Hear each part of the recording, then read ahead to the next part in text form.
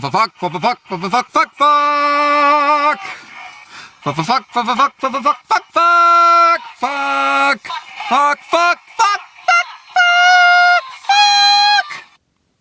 Kurt Busch just won the Daytona 500. By the way, if you're new to the channel, I don't do spoiler alerts. All my reviews are 100% spoiler-ridden. Much like my car. Spoiler-ridden. Anyway. So, yeah. Gonna be honest, I was pulling for Blaney. I would be a lot less disappointed with that outcome if, like, Truex was involved in one of the thousands of cautions today and wasn't there at the end and then gets to the lead with 3 to go and then just does nothing and just dies completely. You know, if that hadn't happened, I'd be a lot less disappointed. But Kurt Busch is a Daytona 500 winner. And, can we finally settle the argument as to which Busch brother is better? Thank you very much. Anyway, yeah, man, the end there, like, since Truex was up there, I finally understand why people are like, oh my god, this is so intense, but it's just fucking single file. It's like, oh my god, this is so intense. They're literally doing nothing but going, oh god, it's so fucking intense, don't say anything! Because I was, like, fucking shitting myself trying to say, God fucking damn it, Truex, you're not gonna win, but at least try. And he tried, and he failed. And yeah, and Kurt Busch won. So, now that that's out of the way, we have many things that need to be discussed about this weekend. Just gonna say preemptively, this is going to be quite the video. So basically, let's just start with the duels. Didn't make a video on the duels. I always make all my NASCAR reviews at the end of the week, once whatever the final race of the week is before Monday is complete. So, in the case of the duels, the first one started off decently, then did nothing at the end. Yeah. Then the second one, barely fucking anything at all happened. The second one was just a fucking, just a drudge through the freaking mud to try and stay awake through it, that's for damn sure. Yeah. Thursday, the first duel was decent, the first half of it, and then the rest wasn't very good, and the second duel was just absolutely nothing. I don't even care if there was a last lap pass, the whole thing fucking sucked. To Friday, with my man Corbin Forrester qualifying for the Daytona truck race. Good shit, good shit. And that's where the good shit ends. Oh my god. Oh my god. We need to be talking about this. So, just like last year, the rule change results in a caution to take out several trucks. Basically is what I'm trying to say. Last year, coming down to the first ever caution clock, it was 20 seconds left and everyone wanted to go down pit road before the caution came out. So, they all piled into the pit road entrance and, oh, what a fucking surprise, they all wrecked. So there's one caution that would never have come out if it hadn't been for the caution clock, because I'm just going to go out on a limb and say that if they didn't know that there was a guaranteed caution coming up before then, they probably wouldn't have tried to pile onto pit road as fast as possible. That's just my fucking opinion on the matter. There's someone walking over there. I don't want them to look at me like I'm weird. But I am weird, so what the fuck do I care? Anyway, yeah. I saw people trying to not blame that incident on the caution clock, saying, oh, that wasn't a caution clock that did that. Oh, really? So they wouldn't have gone down pit road all at once in a frantic manner if there hadn't been a guaranteed caution coming out within the next 20 seconds? Really? I'd like to see where the logic behind that kind of sentiment is. And then just the same, coming to the end of stage 1 in NASCAR history. Oh, good. Mr. Brett Moffitt, who's trying to save his fucking career, gets destroyed by Spencer Gallagher. Well, he saved it after he got destroyed by Spencer Gallagher, who, by the way, has his entire future, you know, plotted out ahead of him. And is already bought and paid for. So he saves it. But then Gallagher gets into Bell, who spins out, somehow survives even after losing, even after taking to the air, like, the fuck? Okay, I don't know if you heard that music, but it was weird. Anyway, yeah.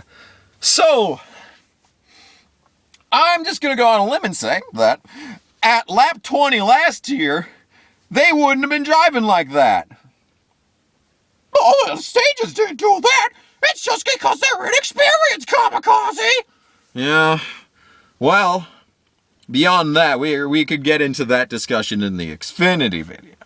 But until then, we need to continue talking about trucks. Trucks, consistently for the last, ever since tandem racing, ever since 2013. Ever since 2013, the Truck Series has put on the best show at plate tracks. And, man, I don't even know this year. I mean, there was just so much shit that happened that didn't need to happen. And I'm putting, we're not even halfway done with the truck race yet. Let's discuss the repair policy. Okay, so Bell, who's flying all over the goddamn place, breaking shit within the truck, is able to survive 2 crashes and come back and basically finish in the top 10. And yet, you remember Terry Jones in the 30?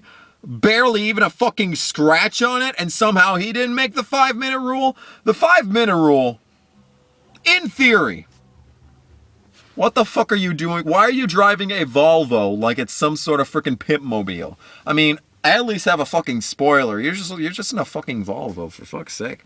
Your argument is invalid. I've got to say, the 5-minute policy is pretty fucking stupid. It's pretty fucking stupid. In theory, it's a good idea, but in execution, it isn't. What happens is you get all these hodgepodge cars with just shit cut off of them that are still in the race, while people who try to legitimately put their trucks or vehicles back together, they're the ones that are hindered. And while everyone else just goes back on the track, it's like there was a specific shot, like I think it was the second caution, where there were 2 trucks on the backstretch going back around to come back in pit road to try and save their lap, and a bear bond fell off one of those trucks and just sat there on the track. And that was the moment I tweeted out, that's why the damage policy is stupid. Because these trucks that are just basically just trying to throw it all together and just trying to get it out as fast as possible, they're the ones that are going to be the biggest piles of shit, and are going to have shit flying off them, and we'd have useless debris cautions, or continuing these cautions. They have to go all the way around the track and pick up all these little bits and fucking pieces that were left all over from everyone else that was trying to survive. So yeah, basically the 5-minute rule is fucking stupid. If anything, it just needs to be extended. It's a good idea in theory, but 5 minutes is way too fucking strict. And the policy that says if more than, 5 guys go over to repair it, you're automatically out, that's fucking stupid. Just hold them a lap. Like, for fuck's sake. What is so fucking horrendous about letting these guys get back on track to make up points? Like, I don't fucking know, man. Christopher Bell destroyed my dreams twice on Friday, taking out Brett Moffitt and Corbin Forrester. That was great. That was fucking great. Corbin was just fine until I went in the fucking grass, so I thought the trucks were the ones with the least amount of, the littlest amount of problems as far as the splitter was concerned. Like the Xfinity Series last year, where you could, raft down the Nile River with your entire family on one of those splitters. You know, that was so fucking big. You know, that was the series that had the biggest this has already been 10 fucking minutes. That was the series with the biggest amount of problems as far as the splitters were concerned, but apparently it's in the Truck Series too, and I don't really want them to change the Truck Series package, so fuck it, leave the splitter. The Truck Series package is perfect. At least it was last year. We'll see how it looks in Atlanta next week. Kaz Gralla won. Fuck it, I don't care. The race was a bit of a shit show, so what the fuck ever. Crafton did a majestic ass flip though, and everyone on tour was like, oh my god, is he okay? And it's like, he landed on his fucking wheels. All he did was a ballerina trick. It's not like he hit head on into the godforsaken fence. He just did a little bit of a backflip. Nothing intense there. Bell did half of one earlier. Kind of. Like Bell last year, I could be like, okay, maybe I can understand why you'd be concerned for his life, but Crafton, are you fucking kidding me? That was a majestic flip, not a dangerous flip. We need more truck acrobats in this shit, man. We need more track acrobats. But Corbin Forrester is 15th in points. I was hoping he'd finish the race, but you can only hope for so much. We'll see how Atlanta goes. On to the Xfinity Series. Ooh, baby. Ooh, doggy. The Xfinity Series. By the way, how fucking long was this race? Yeah, it was like 4 hours long today, the Daytona 500. That's way too fucking long, baby. That's way too fucking long. The Xfinity race was an even bigger shit show than the truck race, which is saying something because the truck race was a bit of a shit show. And looking back, it was less than a shit show as I initially thought. If you go through my tweets, you'll see how I thought about that truck race. But it seems like even less of a shit show now that the weekend is complete. Like, there was like 2 wrecks last year in trucks, right? The one right before the end, that was the big one into turn 3, and then Christopher Bell, if you can call that a big one. It was like 3 trucks. It wasn't even a big one. It was just Bell flying all over the goddamn place. Xfinity Series, stop talking about the fucking trucks. The Xfinity was the shit show to end all shit shows, by the way. That's the biggest shit show in Xfinity Series history, if you ask me. That was such a fucking endurance race. It was a test of fucking patience. And the worst part about that is that the Xfinity Series package that we saw yesterday on Saturday was the best we have seen in all of NASCAR since tandem racing. Because it looked like a single car on their own could actually do something. You didn't need all the help in the world behind you. If you set a guy up right, you could pull up behind someone and you could get around them. You could side draft them even with a tiny ass spoiler. The biggest thing is that you didn't have to rely on people behind you pushing you to get up to the guy in front of you. Because that's what we saw today. You could barely do fucking anything once someone got out in the lead between both columns of cars. But as far as the Xfinity Series was concerned, you could actually do that when they weren't fucking flipping all over the goddamn place. Now, everyone's saying, oh, the stages didn't cause them to wreck all the time right at the end of stages. It's just because they're inexperienced. Brad Keselowski wrecked Brennan Poole, coming to the end of a segment. Oh, that doesn't count because he's not running for points. It's the end of a segment, asshole. What the fuck more do you want? Oh, it doesn't count just because he's not running for points? He's running for... I'm pretty fucking sure it works the same way for owner points. Am I mistaken? The same fucking way that segments work for driver points works for owner points too? Pretty fucking sure that's how it works! I will rescind that statement if proven false, by the way. And by the way, Keselowski wrecked Poole. Yay, Cup guys coming into a race they don't need to be in, wrecking regulars. That's always great. I love it when that happens. Yeah, it was a shit show. The racing was just good. It was good fucking plate racing for the first time in so long in the Xfinity Series, even when they weren't locked, like the series got fucked up when they couldn't lock bumpers anymore, but that was a good race last night. When they weren't fucking each other in the asses at every moment of the day. How about Ryan Reed? How about my predictions being correct? Cha-ching, 1 for 5 in Xfinity so far. I got the Daytona 500 prediction wrong, though. I don't think anyone could have predicted that Daytona 500, though. Except for me, when I said that segments would make races shit shows. Oh my goodness, I'm so smart. Stroke that ego, kamikaze. I don't even want to talk about the Xfinity race. It was so fucking bad. Anyway, yeah. Ryan Reed wins. Yay. Get top 10s at places other than plate races, Reed. Then we can talk. Allgaier wrecked. Annette wrecked. But was running at the end. Who else was I cheering for? I don't even fucking know. Darrell Wallace got wrecked, you know. Who didn't get wrecked is a better question. To the Cup race we go. Oh, baby. You know how good the segments would be if they didn't throw a caution at the end of them?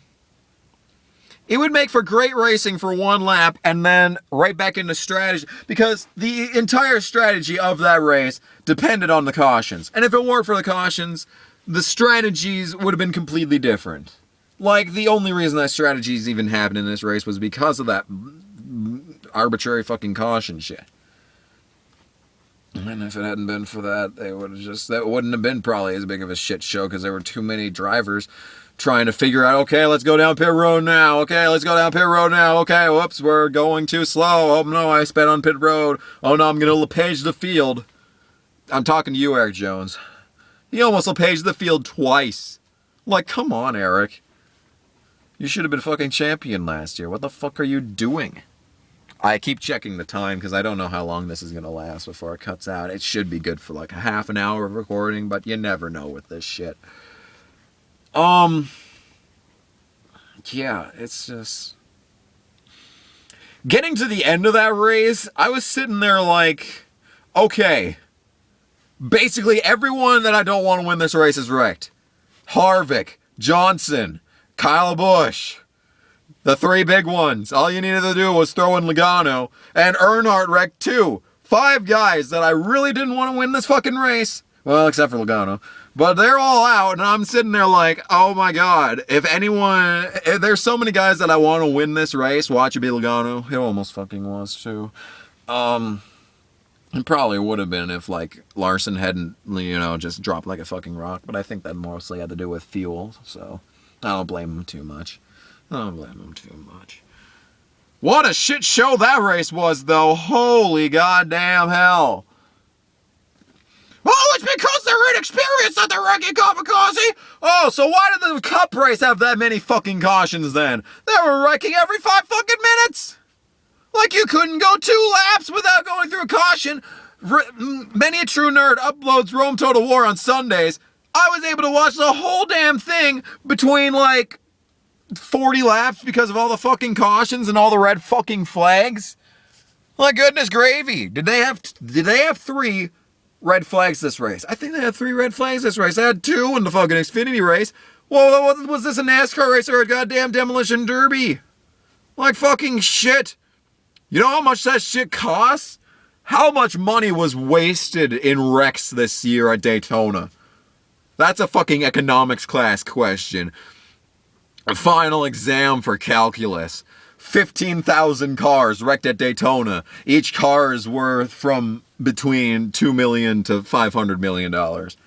How much money was wasted in the Daytona weekend of 2017? Holy fucking hell. Yeah, it was pretty shit showy. I'm not gonna lie.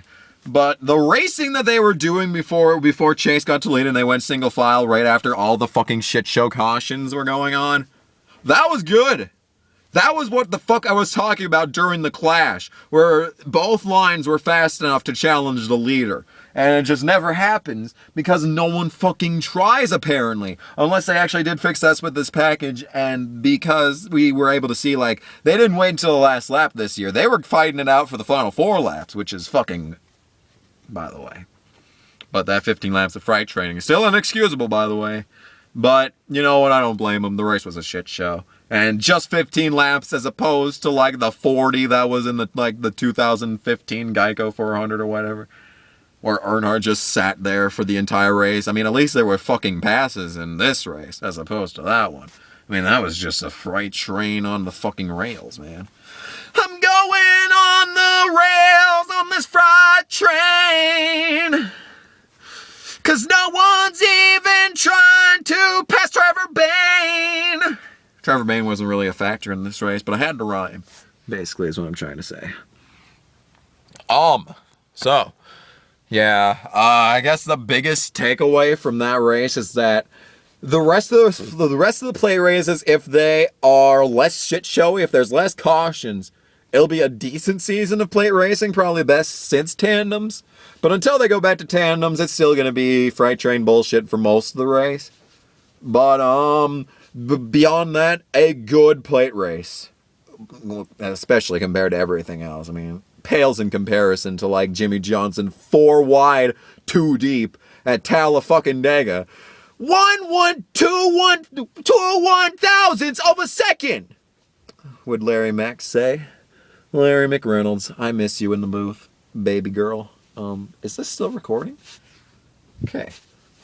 I'm using my rear view mirror to line up this shot. Next week is Atlanta.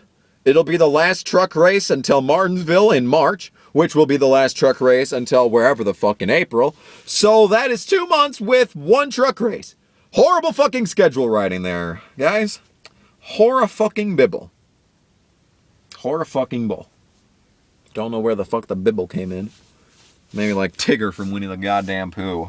The point is, Atlanta, it's the last race, the last hurrah for the fucking, whatchamacallit, racing surface, the good racing surface.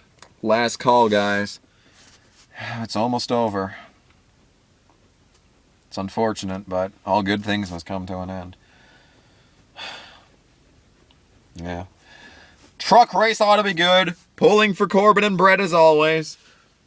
Really wish Truex won this race today. But he didn't. Kurt won. And isn't that just so satisfying? After what the fuck is going on? What is all this fucking shit going through this parking lot right now? That's a fucking coach bus. Just coming through the parking lot. What the... Isn't that just so satisfying, though? Fucking 2015, Kurt Busch, for no goddamn reason, gets fucked over by psycho bitch Patricia Driscoll, otherwise known as by me as bitch. It's a proper noun. Capitalize that shit. And tries to ruin Kurt Busch's career. Kurt comes back, wins Richmond, and now comes back to win the Daytona 500 with his brand new, beautiful, loving wife, Ashley Busch. I've got to say, Kurt, what a tale of redemption to come back from the lowest of lows, being suspended with absolutely no basis whatsoever, to coming back in 2017 to win the Daytona 500. That is so sexually satisfying. I'm so happy for Kurt. You, as much as I wanted Blaney and Truex to win, you can't be disappointed when Kurt Busch does. So, yeah, I think we've about reached the apex of this video. So, yeah, NASCAR's back. The repair clock fucking sucks. Drop that. It's probably stopped. Holy shit, it didn't stop. I'm actually stunned. Yeah. Repair clock is stupid. They need to make it longer. They need to make it so that stages don't end under caution. And yeah. So that is the first ever NASCAR review of the year. I'll be back for every race. Unless I fucking die, which is a fair possibility, because I've eaten so much this weekend. Went to Little Caesars for the truck race. You saw that in the Corbin Forrester video. And then my parents came up on Saturday. I don't even know why. They never told me why. But we went to Pizza Ranch, and that was good. And I said fuck it and went to Little Caesars again today. Just treat yourself for the Daytona 500. I kind of regret it, but I have lunch figured out for the rest of the week because I bought extra. Shut up. I've had this plugged in for the past week. It's not low battery. Give me a fucking break.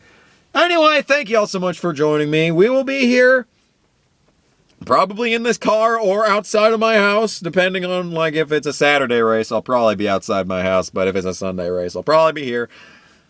And yeah, so it's another season.